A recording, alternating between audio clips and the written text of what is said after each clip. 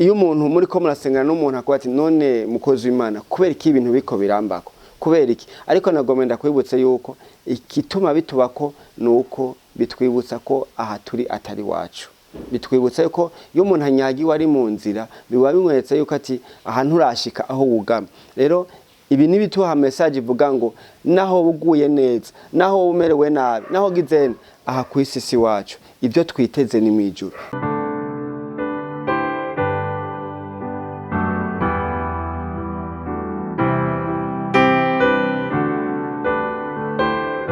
Shalom shalom. Icyambere mbanje gushimira Imana yanshoboje kuba hano, mbanje no gushimira abantumiye Imana ibampezagirire. Sanzwe nitwa Pasiteri Fabrice lumupapa w'abana batatu. Rero ubu buntu ngiriwe bwo kubana namwe ariko reka tubanze dushima Imana kugira ngo dushobore kuganira ijambo ry'Imana twiragize Imana. Data Mana uri mu ijuru, Mana uganje, Mana ushobora byose, turagushimiye kuri Imana yacu kandi ibyizigiro byacu. Turagushimiye ku kanya keza uduhaye kandi ndagushimiye no ku bantu bawe baduteze ugutwi. Kristo umukristo ubagire neza, tukwagire dushima kandi dutahuza ibyo ushaka kudutahuza mu izina rya Yesu Kristo, amen.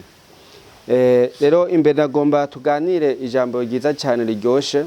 Iyo umuntu ariko amaze gukizwa cyangwa iyo umuntu ari mu kintu yamafise ico yiteze, rero nagomba tuganire ijambo twakijijwe mu buryo bw'ibyo twiteze.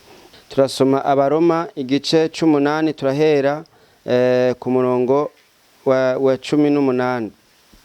Aravuga ngo niyumvira yuko imibabaro y'iki gihe idakwiye kugeranwa n'ubwiza tuzohishurirwa, kuko ibyaremwe byiteze guhishurwa kw'abana b'Imana biguhahamiye cyane.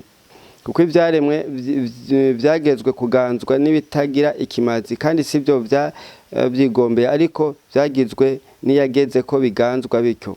Imana ishime cyane. Ku murongo wa 24 hacavuga ngo kuko twakijijwe mu buryo bwo kugira ico twiteze, ariko cyari cyitezwe iyo kibonetse ntikiba kicitezwe canke iyo umuntu abonye icyo umuntu abonye yoba akicitega ate. Uyu mwanditsi w'Abaroma yako aragerageza yigisha abakristo bari Roma bari mu gihe c'ibigeragezo, kuko mwibuke ko ihamwa rya mbere ryabereye mu Baroma batemera Kristo bariko barababazwa. Carabwiye ati siniyumvira yuko imibabaro y'iki gihe ishobora kugeranywa n'ubwiza tuzohishurirwa. Rero icyambere ngoma mvugane n'abantu bakriye Kristo ko turafise ico twiteze, twakirijwe mu buryo bw'ico twiteze.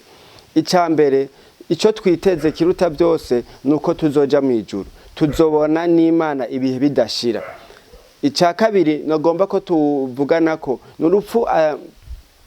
urupfu sigo twiteze, ko urupfu niwe mumenja wa nyuma Bibiliya ivuga ko azoterwa mu muriro. Rero kenshi ibitugerageza byose biza biduteza ubwoba ku bintu byacu bishobora gupfa, hashaka kuba ikibazo, ariko nagomba ndakubwire ngo twakijijwe dufise ico twiteze. Ibyizigiro by'umukristo icyambere ni ibyo kuja mu ijuru, kandi si kuja mu ijuru gusa ariko hari ibindi bintu twiteze tukiri muri ubu bugingo. Imana ishime cyane. Rero dutegereza kumenya ko Imana ikora mu buzima bwacu, kuko kenshi ibi duhura nabyo ubuzima bwacu bwa minsi yose butwereka ko Imana itadukunda. Bitwereka yuko ibibazo byo mu rugo, ibibazo byo mu bana, ibibazo by'ubuzima buzimvye, umuntu ari ikibazo cy'amakize ngo mbega Imana yaba inkunda ibiba biriko biragara, biba biriko birambako. Ariko nashaka icyo nimaze kubona nuko urukundo rw'Imana ruhebuje rwagaragariye hehe ku musaraba. Imana dufashe cyane. Urukundo rw'Imana nibyo ragaragara mu byo tubamwo, ariko yari yaruhishuye kuko abongo ni murabe urukundo Imana idukunda, kuko yadukunze tukira abanyabyaha. Imana ishimwe cyane. Rero twakijwe cyambere dufite icyo twiteze, dutegereza kumenya ko imigisha iva ku Mana, turiteze imigisha, ariko ikiruta byose turiteze kuzohura n'Imana. Icambere ikindi naco no kubaho dufise intumbero. Iyo umuntu azi ko akijijwe ntacika intege vyoroshe, kuko ibyo duhura nabyo bifise message imwe gusa, ntabyo uzoshobora, ntaco uzovamo. Amen. Ariko Imana ijambo ryayo kavuga ngo ndi kumwe nawe, nzogukomeza, nzobana nawe. Imana idufashe cyane.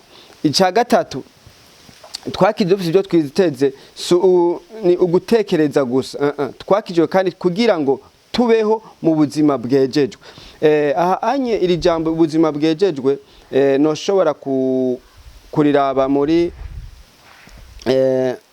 icete ca mbere ca Yohana igice ca 3 ku murongo wa 3 havuga ngo uwumuteze kw'ivyo ariyeza. Imana dufashe cyane. Abantu twaratahuye by'ukuri agakiza nabi, twaratahuye ubuntu bw'Imana nabi. Bazi ko umuntu ashaka kugendera mu buzima akavuga ubutumwa, agasenga, akavugishwa, ariko ubuzima bwejejwe, ubuzima bwo gutinya icyaha twarabukubitiye hirya cyane gose. Imana idufashe cyane gose. Rero iyo tuvuze ngo turafise ico twiteze, turiteze kugendera mu buzima bwejejwe. Dutegerezwa rero no kwakira Yesu mu buzima bwacu, kandi kumwakira bigaragarira mu mafruwi, bigaragarira mu vyamwa, bigaragarira kuko ibi bivuze ngo nimwakundana bazomenya ko murabigishwa banje. Imana dufashe cyane. Subi inyuma gatoyi, Pawulo yandikiye abaroma arababwira ngo siniyumvira yuko imibabaro y'iki gihe ikwiye kugereranywa n'ubwiza tuzohishurirwa. Nagombe mpambwire umuntu ariko aranyumviriza, sinzi imibabaro iri kuracamo. Ishobora kuba ari ingwara, ashobora kuba ari ibibazo byo mu muryango, ariko nagombe ndakubwire ngo nyamba waramwakiriye. Bibiri ivuga ngo nimutumbereze amaso hejuru iyo Yesu ari. Haleluya. Ngo kuko we acavuga ngo kandi we ijambo rye cyavuga ngo wewe ngo yabonye kwitwa umwana w'Imana, we yabonye kuzohama kuzosengwa, yacavuga ati imibabaro yose Imana ishimwe cyane iyo kumusaraba yarayihanganiye. Nje kubwira umuntu ari hano ko Kristo kw'Imana yawe ikiri nzima. Imana ishimwe cyane. Icambere tuvuze ngo twakijijwe dufise ico twiteze, turiteze kuzoja mu ijuru, kandi ibyo ducamo byose arafise ubushobozi, arafise inkomezi, arafise imbaraga zo kugirane zo kutubohora. Rero nk'umuntu yamaze kwakira agakiza, nk'umuntu yamaze kwakira Kristo, dukwiye gutahura yuko ibyizigiro byacu bya kazoza ntibiherera ngaha. Oya, ibyizigiro byacu, ukwizera kuzima dufise nuko kutanyiganyiga, nuko hariho amajwi. Je ndibuka yuko iyo umuntu muri ko murasengana n'umuntu akora ati none mukozi w'Imana kubera iki ibintu biko birambako, kubera iki? Ariko nagomenda kwibutsa yuko ikituma bitubako nuko bitwibutsa ko aha turi atari wacu. Bitwibutsa yuko iyo umuntu anyagiwe ari mu nzira, biba bimweretse yuko ati aha nturashika aho wugama. Rero ibi nibituha message ivuga ngo naho buguye neza, naho umerewe nabi, naho gizene, aha kw'isi wacu ibyo twiteze ni mwijuru. Nta yindi message mfise, nje kuremesha umuntu wese avuga ngo twakijijwe dufise ico twiteze. Rero ngombe ndemesha umuntu wese, kandi si ibyo gusa, Imana muri gwa rukundo rwayo, muri za mbabazi zayo yaratanze ubushobozi kubamwizera. Nico gituma yabwiye intumwa ngo nimugende mubwira amahanga yose ubutumwa bwiza. Umve ndi kumwe namwe, mukiza abagwayi, musenda abadayimoni. Nagombe ngwanirize n'umuntu ari hano ariko aranyumviriza, ashaka kuba afise ikibazo kanaka, ashaka kuba agwaye, kwera dufise ubwo bushizi bw'amanga mu izina rya Yesu. Ko birivuga ngo nta rindi zina twahawe ryo gukirizwamo atari izina rya Kristo. Ngo iryo zina rirafise ubushobozi, rirafise imbaraga, rirafise inkomezi. Ntiyagiye mu ijuru gusa, ntiyacunga ishengero gusa, yavuze ngo nimugende, nzoba ndi kumwe namwe, ndabahaye ubushobozi. Acatanga itegeko ryiza cyane avuga ngo nahawe ubushobozi mu ijuru no mu isi. rero nje mu izina ry'Uhoraho mvuga ngo ko ufise ico witeze ntucike intege mugabo naho nyene ntitwemerera akagaye k'abademoni ibibazo bikanaka. Niyo mpamvu nifuza ko mu mwanya mutoyi dusengana. Imana ishime cyane. Witeze iki? Nturandure amaboko yawe ntuyashiye kubigabitaye. Sister wanje, mushikanje, mama ari hano, umupfakazi uri kuranyumviriza, ntugo ubuze rasho, ubuze ikintu kanaka, nagomenda kubwire ngo nturondere abantu hirya boza kugufasha babagabo cyangwa ikintu, ariko nagomenda kubwire ngo twarafise umwami agukunda. Niyo mpamvu ngombe dufatanye gatoyi umwanya mutoyi dusengane, kuko nagomenda kubwire ngo mu byo twiteze harimo gutabagwa n'Imana. Amen. Ukwizera ubuzima budashira gutegerezwa ko Imana ishobora gushitsa amasezerano yawe. Ngo mesengera abantu afise amasezerano y'Imana, afise icyo bavuganye n'Imana, kuko iyi message ivuga ngo twarakijijwe dufise icyo twiteze. Nje kuganira n'abantu bamufise ko amasezerano, nje kuganira n'abantu bafise icyo babwiwe, nje kuganira n'abantu bafise amarango agisiyoni, nje kuganira n'abantu ndabibutsa ngo umviriza amaso yawe ntoyarabishe kubiri hasi. Ari nko umwanditsi w'Abakolosayi igice cya 3 yavuze ngo murabishe ngo Kristo ngo hejuru ngo iyo Kristo ari. Mbega tumurabisha gute? Nukutitega, nukutabona ibi turiko turacamwo nkaho umenga niyo finality, utabona inzira, niyo bona imiryango yose yugaye. Nagomenda kubwire ngo hejuru ntiharugagwa, bo kugara hose muga hejuru ntiharugagwa. Urashobora kwa byaranse muga bisengesho ntiryanse. Amen. Isengesho ntiryanse. Rero niyo mbega wonyemera tugasengana nkakubwira ngo umwami wizeye Imana yawe irashoye kugutabara, irashoye. Ngo nico gituma ntamwara, ngo nico gituma ntamaramara. Kubera iki? Ndafise ico niteze, kandi numvise yuko ngo ikitezwe uyo gishitse ngo kinezereza umutima. Nagome sengera ico witeze rero, ico witeze ngaha muri ubugingo. Turiteze imigisha, turiteze hari abiteze kugira mariage, ngombe mugabo umuhamagaro wanyuma, finalite y'umuhamagaro, kuse y'umuhamagaro niyo kuzoja mu ijuru. Mugabo tukiri ngaha mu isi hari ibyo twiteze, turiteze kugirirwa neza n'Imana. Ngombe sengera rero abantu bakiteze kugirirwa neza n'Imana, dusengane nabo mu munota umwe, kandi akeneye kumva intaye. Kubera iki?